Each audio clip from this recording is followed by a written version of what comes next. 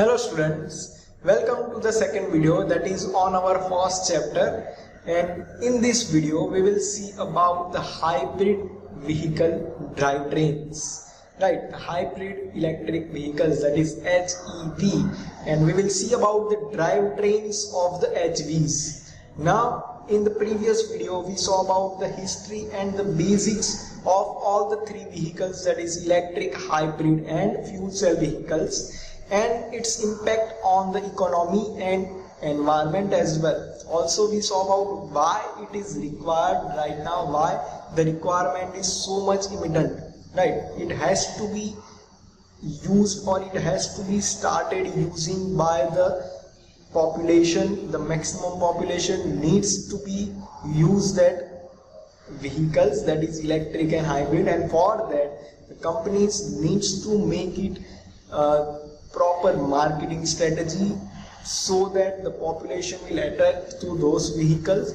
Also it has to be economical for the users as well, and I think it will be economical looking at the prices of the petrol and diesels right now. So let's start our new topic, that is drivetrains for the HEVs. In the case of the drivetrains of the HEVs, first we will see about the types of HEVs. Which types of HEVs that can be used, which combinations, right? If we are using two energy storages, then there will be known as a hybrid vehicle. If the energy source is two, such as petrol and battery, that is known as the hybrid vehicle. The first type that you can see is the gasoline IC and battery. Gasoline means petrol, right? The gasoline is a properly or famously known name for the petrol in the USA, right? The gasoline is known as gasoline for the synonym of the petrol, because the petrol that we use in the engine, that is used in the gaseous form. Because of that it is known as the gasoline, right? So petrol IC engine and battery, that is one combination for the HV. The second, same diesel IC engine and battery, that can be the second combination. Next is the battery and the FC. Now FC means the fuel cell. If we are using the fuel cell in combination with the battery, then it is known as the hybrid vehicle. Both of them are an other sources compared to the fossil fuel. So it is a good source, that is battery and fuel cell. Next is the battery and the ultra capacitor, or you can say the capacitor. The ultra capacitor is another energy source that can be used for the electric vehicle, that we will see in the detail, or we can say in the introduction part of the energy storage chapter. Also you can see the battery and the flywheel combination, right? The flywheel combination we will see in the energy storage part as well. And the next thing is the battery and the battery hybrids, the different types of two batteries if we are using, then also it will be known as a hybrid vehicles as well.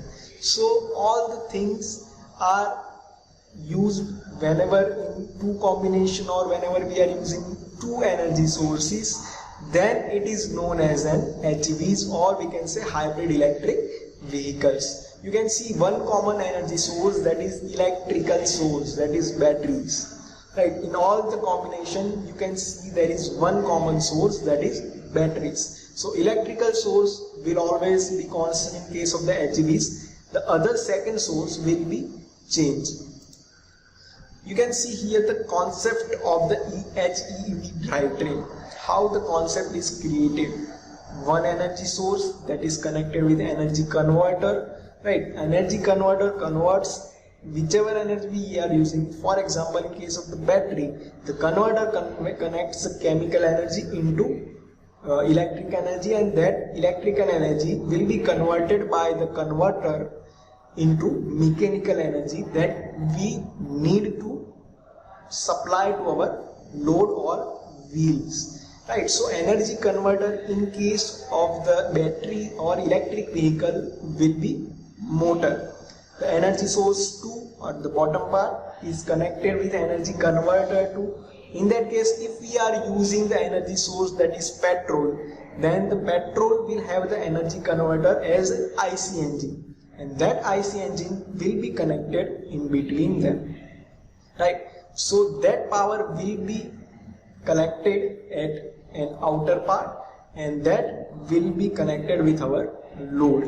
One energy source will be unidirectional, such as if we are using the petrol, then it can only transmit power from in one direction, which means the petrol will transmit the power to wheels. But in case of the electric vehicles, it is bidirectional, which means the power which is being generated into wheels, that can also be transferred further again to the batteries, such as by using regenerative braking system.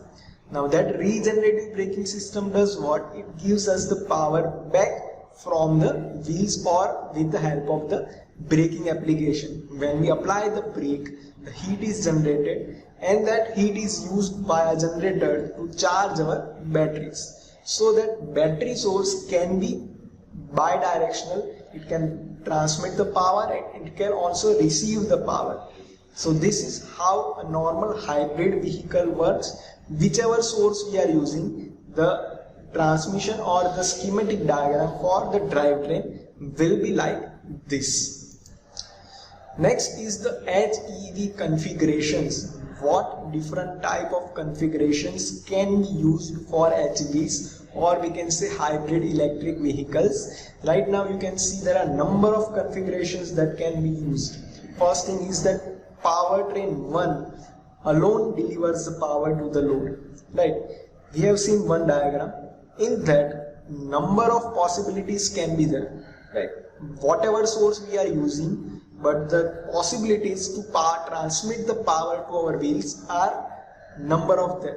First thing is, if the power source 1 is only transmitting the power to the load, or if only the power source 2 transmit the power to the load. Only one source transmit the power to the load during the normal driving.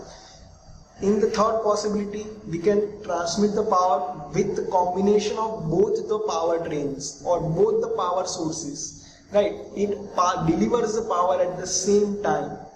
That can also be possible. We can extract the power from the engine and we can extract the power from the batteries, and by collecting that power we can transmit it further to our wheels. That is the third possibility. Fourth one is the power train 2 that obtains the power from the load, which means the possibility which I have already told you about regenerative braking. It transmits the power in the opposite direction. The power is transmitted from the vehicle to our battery source, right? That can be the possibility. Also the powertrain 2 obtains the power from the powertrain 1, which means if our powertrain 1 is engine and our powertrain 2 is battery, then engine can also transmit the power to our batteries as well, right? Understand? The batteries can receive the power from IC engine, such as if the IC engine is running or it has been transmitting, then from the help of the generator the battery can be charged as well. Powertrain 2 obtains power from powertrain 1 and load at the same time, which means the regenerative braking plus power of engine with the help of generator transmit the power to the batteries at the same time. The powertrain 1 delivers the power to the load and to powertrain 2 at the same time, which means engine runs our vehicle.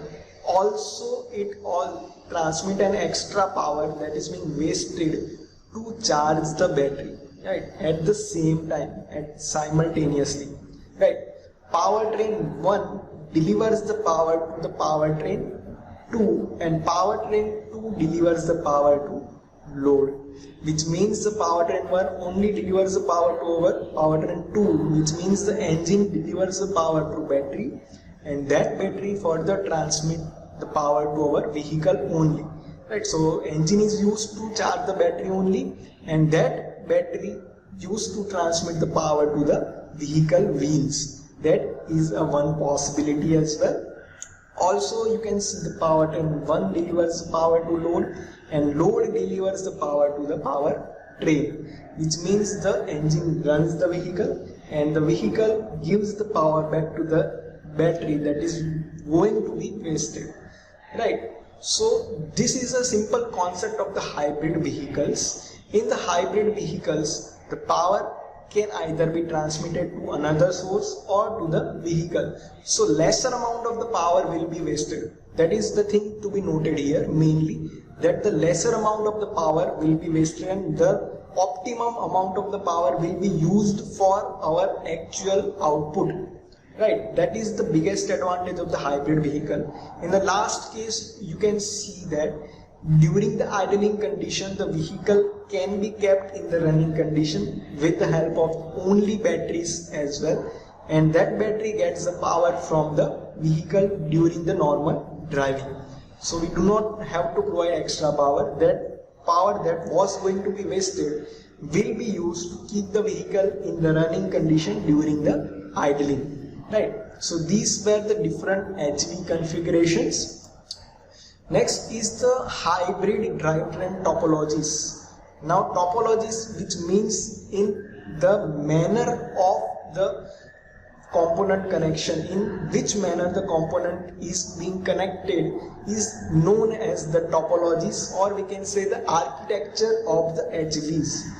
There are mainly 4 types, that is first series configuration, second parallel configuration, third one is the series and parallel configuration, combination of both, and the fourth one is the complex configuration, from which mainly we either use series or parallel configuration. Other than these two are very complex to give in a vehicle, it also need an extra space, it also need extra cost, and the construction of it is very complex. So last two, that is series hybrid combination and the complex configuration, is generally not used in HVs, right?